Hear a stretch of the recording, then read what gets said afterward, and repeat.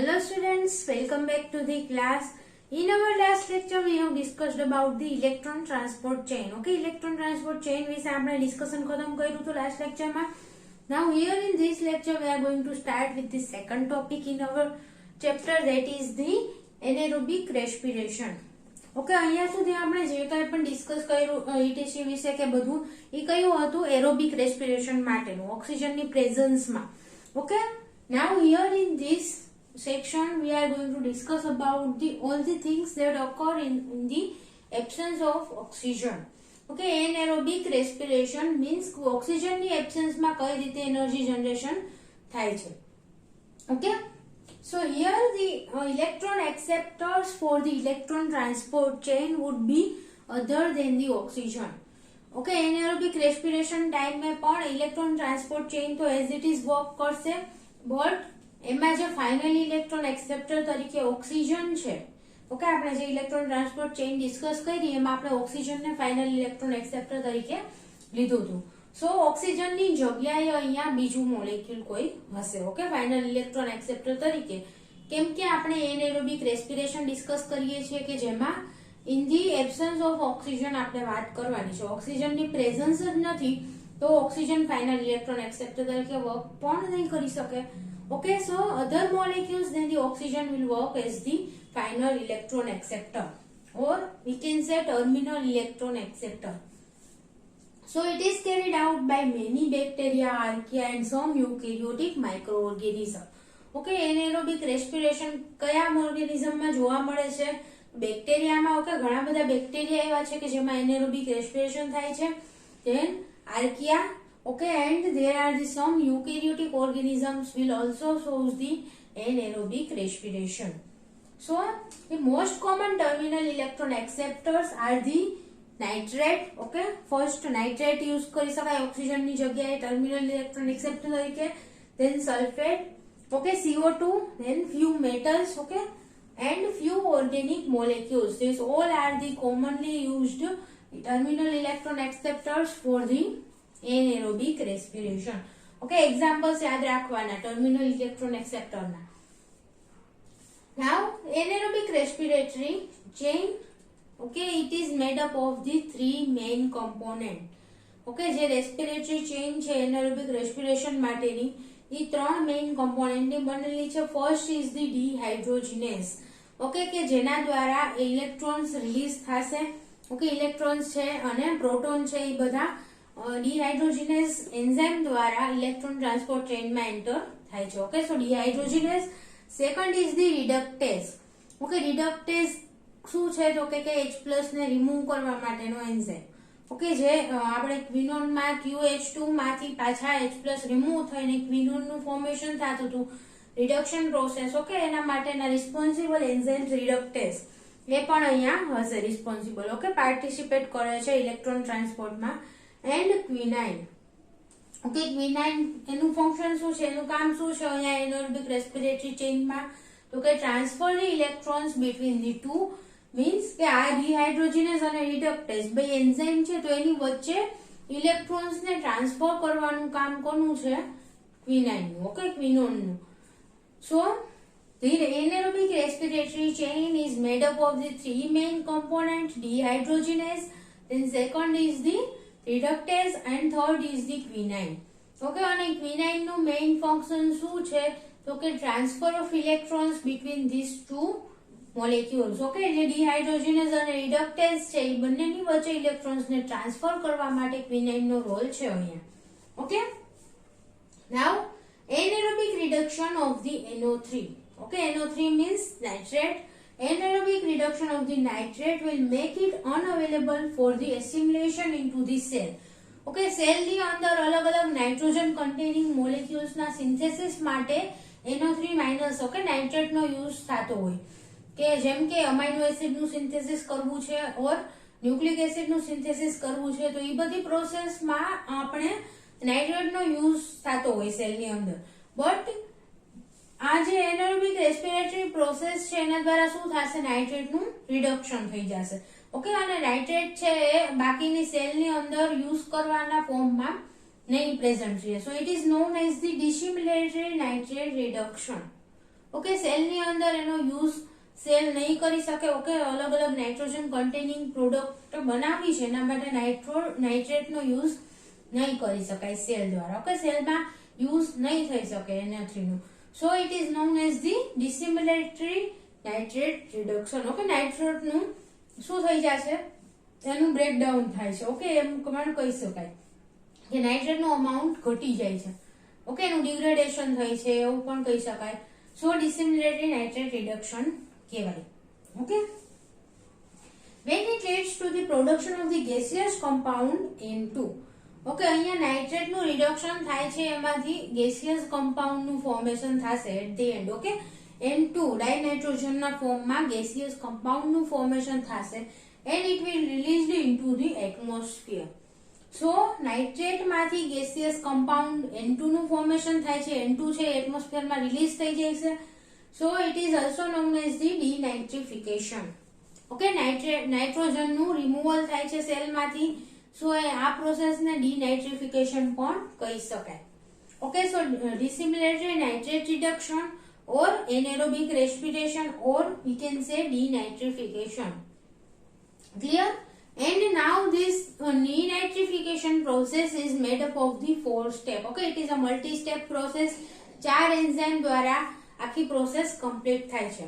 Okay, so first enzyme is the nitrate reductase. Okay, nitrate reductase first enzyme છે, એનું short form છે NAR. Okay, it will reduce the nitrate into the nitrite. Okay NO3 minus માંથી NO2 minus માં convert થઈ જશે. Okay nitrate માંથી nitrite નું formation થશે. So first enzyme is nitrate reductase. Okay nitrate નું રિડક્શન કરશે. નાઉ નાઇટ્રાઇટ ફોર્મ થયું. સેકન્ડ એન્ઝાઇમ કયો છે, નાઇટ્રાઇટ રિડક્ટેઝ. ઓકે નાઇટ્રાઇટ નું અગેન રિડક્શન કરશે. શોર્ટ ફોર્મ છે NIR. ઓકે નાઇટ્રાઇટ રિડક્ટેઝ માટેનું short form NIR. It will reduce the nitrite. Nitrate માંથી રિડ્યુસ થઈને શું ફોર્મ થાય છે, nitric oxide. Okay NO3 minus then NO2 minus, એમાંથી NO ઓક્સિજન ઘટતો જાય છે આમાં, જોયું. ઓકે સો નાઇટ્રાઇટ ઓક્સાઇડ નું ફોર્મેશન થશે. ઓકે સો અગેન હવે કયું એન્ઝાઇમ આવશે, nitric oxide reductase. Okay NOR nitric oxide reductase. It will reduce the nitric oxide. Nitric oxide નું રિડક્શન થઈને શું ફોર્મ થશે, nitrous oxide. Okay N2O. So nitric oxide ના 2 મોલેક્યુલ કમ્બાઇન થઈને N2O નું ફોર્મેશન કરશે. ઓકે સો નાઇટ્રિક ઓક્સાઇડ માંથી nitrous oxide નું ફોર્મેશન થશે. નાઉ નેક્સ્ટ એન્ઝાઇમ કયો હશે, okay nitrous oxide reductase. Okay એનું શોર્ટ ફોર્મ છે NOS nitrous oxide reductase. It will convert the nitrous oxide into the dinitrogen. Okay, final છે આમાં એક ઓક્સિજન બચ્યો છે, એ પણ રિમૂવ થઈ જશે એન્ડ એમાંથી ડાયનાઇટ્રોજન નું ફોર્મેશન થઈ જશે. Okay it is a gaseous form N2. So it will release into the atmosphere and this whole process is known as the denitrification. Okay, denitrification process is made up of the 4 step. Okay, first step શું છે તો કે nitrate reductase. Okay nitrate નું reduction થયું અને nitrate નું formation થશે. Nitrite માંથી નાઇટ્રિક ઓક્સાઇડ, નાઇટ્રિક ઓક્સાઇડ માંથી nitrous oxide and nitrous oxide માંથી ડાયનાઇટ્રોજન. ઓકે 4 સ્ટેપ ની પ્રોસેસ છે. 4 એન્ઝાઇમ ના નામ યાદ રાખજો. Clear? So this is the hall process for the denitrification. Now inside the E. coli. Okay E. coli ની અંદર જ્યારે એનેરોબિક કન્ડિશનમાં E. coli ને ગ્રો કરવામાં આવે, ઓક્સિજન ની એબ્સન્સ હોય, ત્યારે ફ્યુમરેટ ઓર નાઇટ્રેટ બે માંથી એકાદું as a electron terminal electron acceptor work કરે છે. Okay fumarate or nitrate will work as the terminal electron acceptor and nitrate માંથી એમાં શું થાય છે, E. coli ની અંદર શું પ્રોસેસ થશે તો કે નાઇટ્રેટ માંથી નાઇટ્રાઇટ નું ફોર્મેશન થશે. ઓકે નાઇટ્રાઇટ છે અમોનિયામાં કન્વર્ટ થઈ અને રિલીઝ થઈ જશે. ઓકે NH4+ અમોનિયાના ફોર્મમાં કન્વર્ટ થઈ અને એ એટમોસ્ફિયરમાં રિલીઝ થઈ જશે. ક્લિયર? સો E. coli ની અંદર થોડી ડિફરન્ટ પ્રોસેસ થાય છે. ઓકે બાકી મેજરલી ડિનાઇટ્રિફિકેશન ની પ્રોસેસ ના આ 4 સ્ટેપ છે. Clear this much? Now here in this figure you can see the different electron donors and electron acceptor modules. Okay, અહીંયા અલગ અલગ એનેરોબિક કન્ડિશન છે કે એરોબિક કન્ડિશન છે, તો એ બધી કન્ડિશન માટેના અલગ અલગ ઇલેક્ટ્રોન ડોનર આપેલા છે, પ્લસ ઇલેક્ટ્રોન એક્સેપ્ટર તરીકે કઈ કન્ડિશનમાં કયું મોલેક્યુલ યુઝ થશે એ આપેલું છે. ઓકે, સો ફિગરમાં તમે જોઈ શકો છો લેફ્ટ હેન્ડ સાઈડ પર ઇલેક્ટ્રોન ડોનર્સ મોલેક્યુલ આપેલા છે અલગ અલગ. જેમ કે આ જે ઉપરનું બોક્સ છે એ બોક્સ કઈ કન્ડિશન માટે છે તો કે એરોબિક કન્ડિશન માટે. ઓકે, એક મોટું બોક્સ આપેલું છે, એના અંદર ઘણા બધા એન્ઝાઇમ છે. સો આ બધા એન્ઝાઇમ ક્યારે વર્ક કરશે? Under the aerobic condition. Okay, કયા કયા એન્ઝાઇમ છે? First is the hydrogenase. Okay, hydrogenase 2. It will degrade the H2 into the H minus, so એમાંથી ઇલેક્ટ્રોન રિલીઝ થશે. Okay, so it is the first one electron donor. H2 will work as the electron donor. The second, lactate dehydrogenase. lactate માંથી pyruvate નું formation થશે. Okay, so અહીંયા lactate છે electron donor તરીકે work કરશે. Okay, third, succinate dehydrogenase means succinate માંથી fumarate નું formation થાય છે આ સક્સિનેટ ડિહાઇડ્રોજિનેઝ દ્વારા, એન્ડ અહીંયા પણ ઇલેક્ટ્રોન્સ રિલીઝ થાય છે. Okay, so succinate will work as the electron donor. Next, alpha glycerophosphate dehydrogenase. Okay, under the aerobic condition glycerol phosphate માંથી ડાયહાઇડ્રોક્સી એસિટોન ફોસ્ફેટ નું ફોર્મેશન થાય છે. આ પ્રોસેસ દરમિયાન પણ ઇલેક્ટ્રોન રિલીઝ થશે. And next is the formate dehydrogenase. Okay, formate માંથી CO2 નું ફોર્મેશન થાય છે અને this is also one process for the electron donation. Okay, so આ બધા જે એન્ઝાઇમ આપણે અહીંયા ડિસ્કસ કર્યા એમાં NADH નું ફોર્મેશન થતું હશે યા ફિર FADH2 નું ફોર્મેશન થતું હશે કે જે ઇલેક્ટ્રોનને કેરી કરશે. Okay, electron carrier molecules use થશે અહીંયા આ બધી પ્રોસેસમાં, અને electron carrier molecule electron accept કર્યો અને આગળ ઇલેક્ટ્રોન ટ્રાન્સપોર્ટ ચેઇનના કમ્પોનન્ટમાં ઇલેક્ટ્રોન્સને ટ્રાન્સફર કરે છે. Okay, next NADH dehydrogenase. Okay, બંને કન્ડિશનમાં એરોબિક કન્ડિશન છે કે એનએરોબિક કન્ડિશન છે, બંને કન્ડિશનમાં NADH ડિહાઇડ્રોજિનેઝ વર્ક કરશે. Okay, it will convert NADH into the NAD અને એમાંથી જે ઇલેક્ટ્રોન રિલીઝ થશે એ આગળના ઇલેક્ટ્રોન કેરિયર્સ મોલેક્યુલમાં ટ્રાન્સફર થશે. Okay, and next enzyme is the alpha glycerophosphate dehydrogenase. Okay, anaerobic કન્ડિશનમાં પણ આલ્ફા ગ્લિસરોફોસ્ફેટ ડિહાઇડ્રોજિનેઝ વર્ક કરશે. It will convert alpha glycophosphate into the dihydroxyacetone phosphate. આ પ્રોસેસ દરમિયાન અહીંયા ઇલેક્ટ્રોન્સ રિલીઝ થશે એન્ડ ઇલેક્ટ્રોન આગળ ઇલેક્ટ્રોન કેરિયર્સમાં પાસ થશે. Okay, so this are all the electron donor system. Okay, donation system જેવું છે આ બધા એન્ઝાઇમ્સ.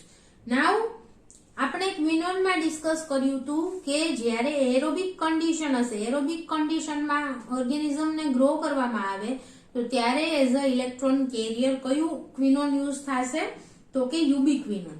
ઓકે, અને અંડર એનએરોબિક કન્ડિશન મેનાક્વિનોન છે એ યુઝ થશે. ઓકે, ઇલેક્ટ્રોન કેરિયર તરીકે. સો આપણે ઉપર જે બોક્સમાં બધા એન્ઝાઇમ છે એ એરોબિક કન્ડિશનમાં વર્ક કરે છે. સો એના દ્વારા જે કંઈ પણ ઇલેક્ટ્રોન્સ રિલીઝ થયા છે એ કયું ક્વિનોન એક્સેપ્ટ કરશે? યુબિક્વિનોન.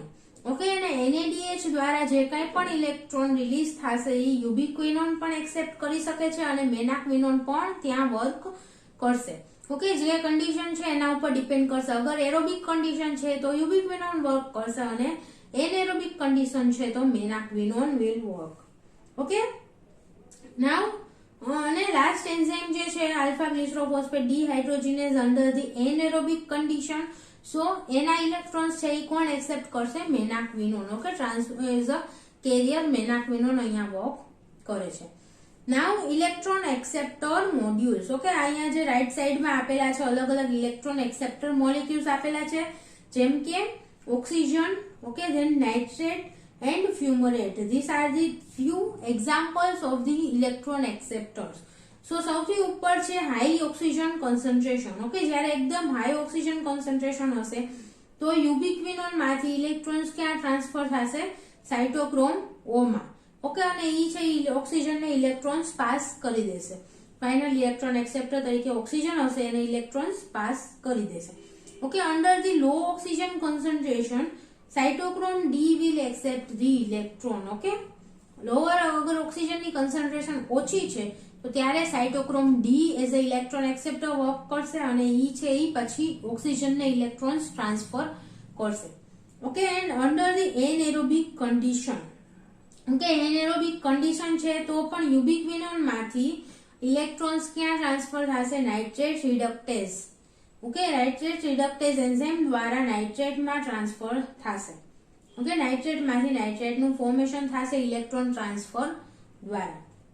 ઓકે, અને બીજું છે એનએરોબિક કન્ડિશન માટેનું જ ઇલેક્ટ્રોન એક્સેપ્ટર કયું છે? ફ્યુમરેટ. ઓકે, સો ફ્યુમરેટ રિડક્ટેઝ એન્ઝાઇમ દ્વારા ફ્યુમરેટ માંથી સક્સેનેટનું ફોર્મેશન થશે અને ઇલેક્ટ્રોન એક્સેપ્ટ થશે ફ્યુમરેટ દ્વારા. ઓકે, સો અહીંયા અલગ અલગ ઇલેક્ટ્રોન એક્સેપ્ટર્સ મોલેક્યુલ આપેલા છે. હવે કયું ઇલેક્ટ્રોન એક્સેપ્ટર ક્યાં વર્ક કરશે અને કયું ઇલેક્ટ્રોન ડોનર વર્ક કરશે એ કેના ઉપર ડિપેન્ડ કરે છે? તો કે સબસ્ટ્રેટ અવેલેબિલિટી. ઓકે, અહીંયા કયો substrate as a electron donor present છે એના ઉપર ડિપેન્ડ કરશે કે કયો સબસ્ટ્રેટ અવેલેબલ છે કે જેને યુઝ કરીને આપણે ઇલેક્ટ્રોન મેળવી શકીએ, આગળ એનર્જી પ્રોડક્શન કરી શકીએ. ઓકે, સો ફર્સ્ટ કયો સબસ્ટ્રેટ અવેલેબલ છે એના ઉપર ડિપેન્ડ કરશે. અને સેકન્ડ થિંગ તો કે redox potential of the final electron acceptor. Okay, final electron acceptor નું રેડોક્સ પોટેન્શિયલ શું છે એના ઉપર પણ ડિપેન્ડ કરશે. ઓકે, કેમ કે રેડોક્સ પોટેન્શિયલ ઉપરથી જ ઇલેક્ટ્રોનનું ટ્રાન્સફર થાય છે. ઓકે, સો એ રેડોક્સ પોટેન્શિયલ ઉપર ડિપેન્ડ કરશે અને સબસ્ટ્રેટ અવેલેબિલિટી બે મેઇન ફેક્ટર છે કે જેના ઉપર ડિપેન્ડ કરશે કે કયું ઇલેક્ટ્રોન ડોનર તરીકે વર્ક કરે છે અને કયું molecule as a final electron acceptor work કરે છે. Okay, in our next lecture we will discuss about the alternative pathway of the pyruvate utilization. Okay, pyruvate ખાલી TCA સાયકલમાં જ એન્ટર થશે એવું જરૂરી નથી. ઓકે, પાયરુવેટના ઘણા બધા ફેટ હોઈ શકે. સો પાયરુવેટનું યુટિલાઇઝેશન કરવા માટેના અલગ અલગ કયા પાથવેઝ છે? ઓકે, એરોબિક કન્ડિશન છે તો પાયરુવેટ માટે કયા કયા અલ્ટરનેટિવ પાથવેઝ છે, એનેરોબિક કન્ડિશનમાં કયા કયા અલ્ટરનેટિવ પાથવે છે એના વિશે આપણે ડિસ્કસ કરીશું. Okay, so thank you so much students for watching this video, and if you have any doubt then please ask in the comment box. Thank you.